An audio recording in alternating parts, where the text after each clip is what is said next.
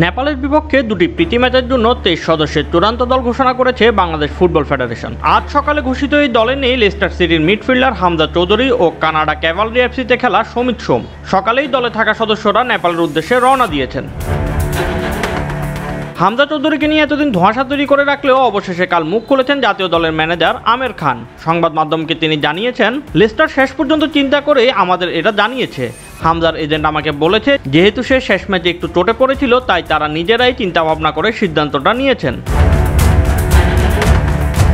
অন্যদিকে বাংলাদেশের আরেক নির্ভরযোগ্য মিডফিল্ডার সমিত সোম বেশ কিছুদিন ধরে চোটে ভুগছেন।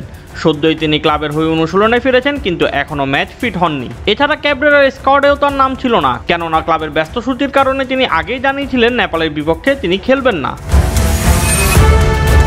সিঙ্গাপুরের বিপক্ষে গত জুনের এশিয়ান কাপ বাছাই ম্যাচের স্কোয়াড থেকে কয়েকজন খেলোয়াড় বাদ পড়েছেন। মেহেদী হাসান শ্রাবণ, শাকিল আহাদ তপু, ফাহমিদুল ইসলাম, আল আমিন, শেখ মোরসালিন, মুজিবুর রহমান জনি ও জাহিদ হাসান এখন অনূর্ধ্ব-23 এশিয়ান কাপ বাছাইয়ে খেলছেন।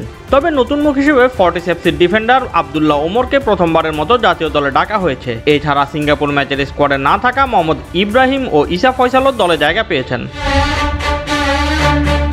নেপালের বিপক্ষে ম্যাচ দুটি অনুষ্ঠিত হবে আগামী 6 ও 9 সেপ্টেম্বর কাঠমান্ডুর দর্শক স্টেডিয়ামে। ফিফা র্যাঙ্কিংয়ে বাংলাদেশের বর্তমান অবস্থান 184তম এবং নেপাল 176তম স্থানে রয়েছে। এই প্রীতি ম্যাচগুলোর পর অক্টোবর মাসে এশিয়ান কাপ বাছাইয়ের হোম অ্যান্ড অ্যাওয়ে ম্যাচে হংকংয়ের মুখোমুখি হবে বাংলাদেশ। 9 অক্টোবর ঢাকায় এবং 14 অক্টোবর দুটি ম্যাচ খেলবে হামজা ও জামালরা। Shoaib Shams, BD sports time.